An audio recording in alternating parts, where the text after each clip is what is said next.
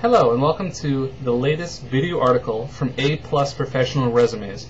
My name is Kenneth Lowry and I'm a resume writer. I help people find success in the job search game. Today's topic is going to be computer programming. I'm going to list 5 good things about being a computer programmer, and I'm going to list 5 not so good things about being a computer programmer. Now I bring a unique perspective into this particular topic because before my wife and I started A+ Professional Resumes, I was actually a computer programmer for many years. Most recently, I worked at Fidelity Information Systems as a senior software programmer working on their prepaid credit card division. So I know what I'm talking about here. I love computers, I love technology, and computer programming has always been something that I've very much enjoyed.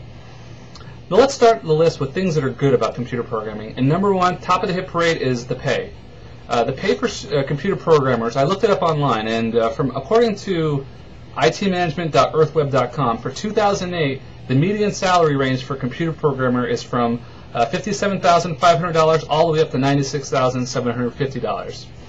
There's a huge variance too. Depending on what city you live and the cost of living, that number is going to go up or down. For example, in New York City, you can just tack on a 43% premium to those ranges because in New York City things are more expensive. That's a pretty good salary. In fact, one good thing about being a computer programmer is you start out of college with a pretty high salary. Kids are coming out of college, making $40,000, $50,000, $60,000, just depending on what their background is. Those are pretty good salaries for kids fresh out of college.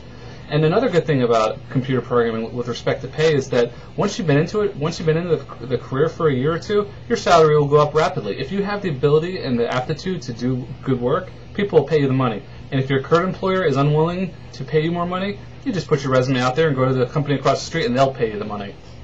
Alright, number 2. Computer programming skills are transferable.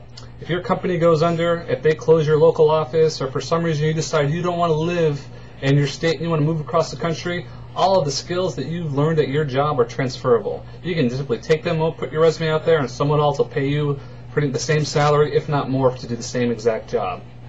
Number 3, you get paid to play on computers all day. Now, anyone who's looking to get into computer programming, I'm imagining, is into computers. You like computers for some reason. For some of us, computers just draws us in, calls us. Number 3 is you get to play on computers all day. Now, as a computer programmer or an aspiring computer programmer, you must love computers. You must love finding out how they work, how to do different things, what makes them tick. You must love learning about new technologies and what's the next great hot thing with computers. And as a computer programmer, they're going to pay you a lot of money to do this stuff, to learn things about computers, to work on projects, to build applications, to fix applications. And for computer programmers, for people that really enjoy computers, it's like someone's paying you to play around all day. Number 4, as a computer programmer, there are many career paths that are available to you. 2 of the most popular ones are A, management, IT management.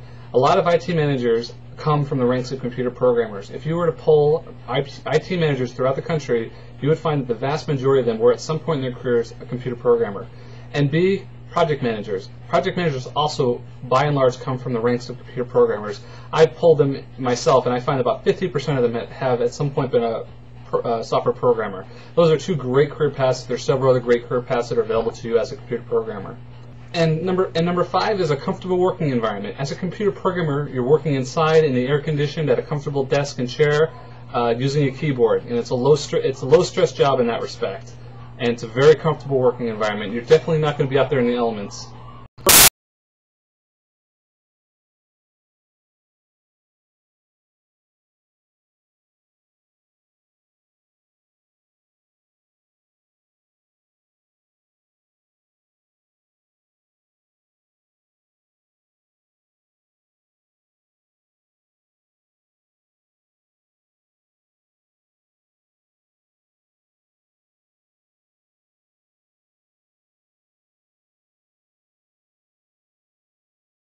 Number 2 is global competition. As a computer programmer, you're not simply competing against the other people in your town or city. You're competing against the entire world. Companies are outsourcing entire IT shops to India and China.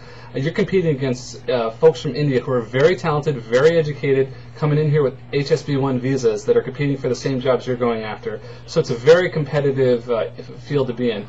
Now, having said that, there's also a huge demand for programming talent, and there's plenty of opportunities for everyone. In my experience and the research I've done, really what's happened with the global competition is that the extremely ridiculously high salaries that were in play during the early 90s during the dot-com bubble are no longer there. You're no longer going to get rich just being a simple software programmer. However, you can make a nice middle to upper middle class living doing it.